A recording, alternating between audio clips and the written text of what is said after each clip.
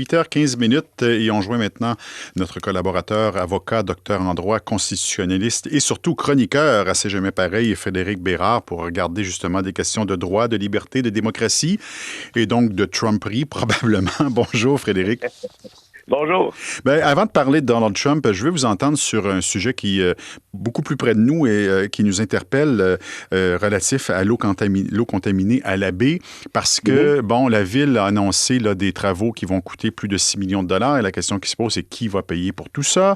Le ministère de la Défense nationale fédérale a reconnu sa part de responsabilité parce que l'eau contaminée proviendrait en tout ou en partie là, de la base militaire de Bagotville.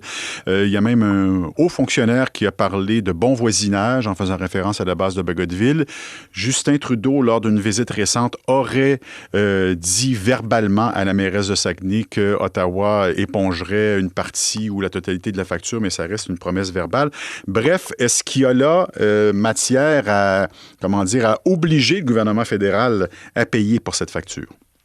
Ben, en fait, c'est une bonne question, puis je connais pas l'ensemble des détails précis. Hein. Souvent, le diable est dans les détails, comme le veut l'expression anglaise, mais reste que le gouvernement fédéral est assujetti potentiellement à une poursuite au civil. Hein. On peut poursuivre Ottawa au Québec en vertu de certaines règles. Pourquoi? Parce qu'Ottawa est ce qu'on appelle une personne morale. En fait, c'est à vrai dire, il y a la personnalité juridique. Donc, on peut le poursuivre s'il a, évidemment, commis une faute. Est-ce qu'il a commis une faute en l'espèce?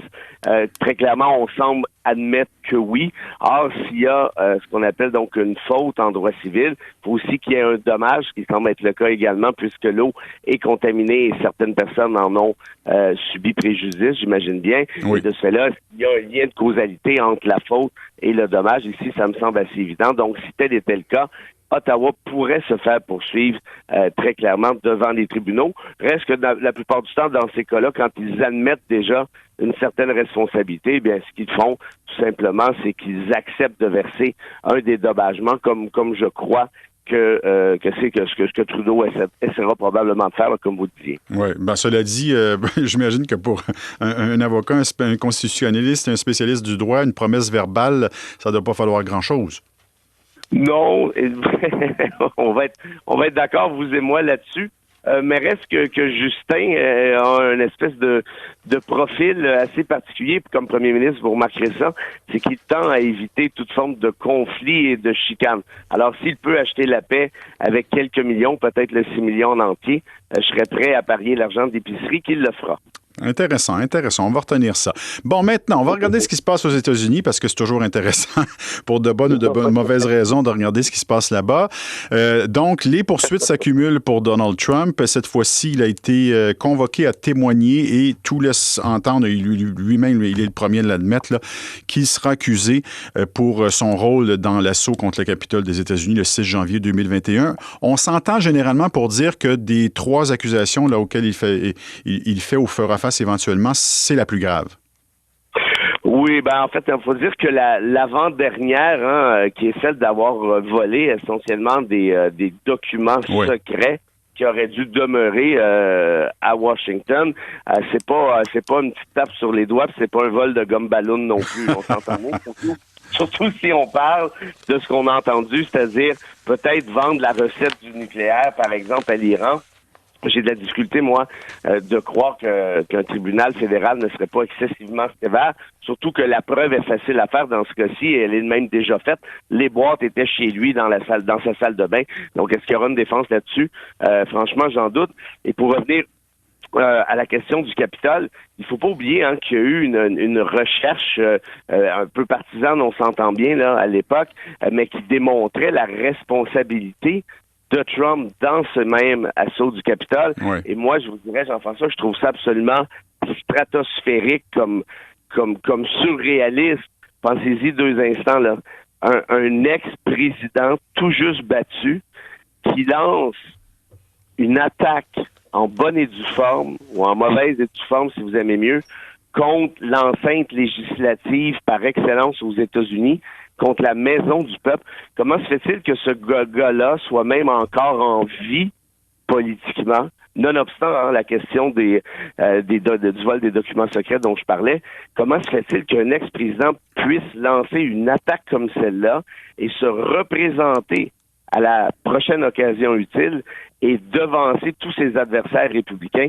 C'est la preuve ici, Jean-François. Je crois qu'il y a un symptôme très, très, très évident en politique américaine. Cette même politique, cette même démocratie est atteinte d'un cancer qui, franchement, ressemble de plus en plus à un cancer incurable. Oui, et ben vous allez dans le même sens que Normand Lester dans le Journal de Québec ce matin qui parle le titre de sa chronique, c'est Vers la chute de la démocratie américaine, parce qu'il fait référence, et je sais que vous l'avez lu aussi, là, à un article paru dans le New York Times selon lequel l'ex-président Trump a l'intention de mettre fin à l'indépendance du ministère de la Justice par rapport à la Maison-Blanche si jamais il est réélu président en 2025. Ça serait une grave attaque contre la démocratie, là. Oui, parce que quiconque attaque l'État de droit attaque la démocratie, Jean-François. Si je vous demandais, donnez-moi une seule démocratie sérieuse à travers le monde qui ne soit pas assise formellement sur un État de droit sérieux, franchement, vous auriez de la difficulté, j'ai l'impression, à trouver une réponse. Pourquoi? Parce que l'État de droit, ce sont les règles du jeu. On respecte, par exemple, la séparation des pouvoirs. On respecte qu'un président américain doit rendre des comptes à X et à Y. Et ici, bien franchement, c'est pas très subtil. Pourquoi Donald Trump aimerait rapatrier les pouvoirs de la justice? Je vous dirais qu'il est probablement très concerné là-dedans parce qu'il tenterait à ce moment-là, je pense que ça me semble assez évident, de d'effacer, si je peux dire, les accusations auxquelles il fait face actuellement et auxquelles on faisait référence tout à l'heure. Oui, voilà. Puis, et c'est envisageable qu'il puisse continuer à faire campagne même s'il est accusé de ce qui sera vraisemblablement accusé concernant l'assaut contre le Capitole le 6 janvier 2021? En temps normal, je vous dirais, au cours des 30 dernières années, je vous aurais dit, ben non, ce gars-là est mort politiquement, ça fait déjà un sacré bout de temps. Or, Donald Trump a ce talent de faire en sorte que chaque accusation archi-grave qui soit portée contre lui soit retournée contre ses adversaires. Oui. Regardez là, depuis la dernière accusation là, sur le vol des boîtes en question, des documents dont on parlait, il a encore augmenté sa cote de popularité dans les sondages chez les républicains et ça démontre encore une fois, je crois, le symptôme que je soulignais tout à l'heure, c'est que cette démocratie est excessivement malade et je doute qu'on puisse la soigner adéquatement. Oui, d'ailleurs, il y a aucun de ses adversaires républicains qui ose l'attaquer de front malgré les tuiles qui s'accumulent dans un pays où la politique est assez sale. Merci, c'est absolument surréaliste.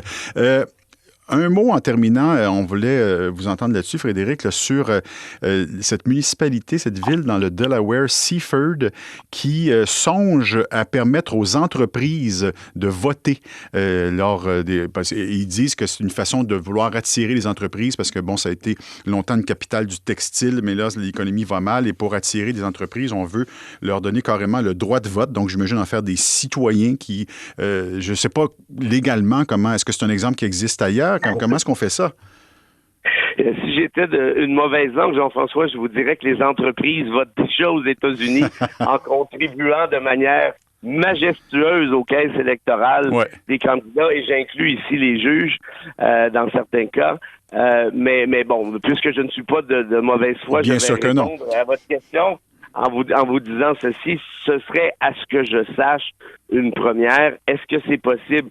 Oui, en modifiant tout simplement la loi électorale, mais il y a quand même quelque chose d'assez particulier là-dedans, de permettre à des entreprises de voter en bonne et due forme, en plus de leurs employés.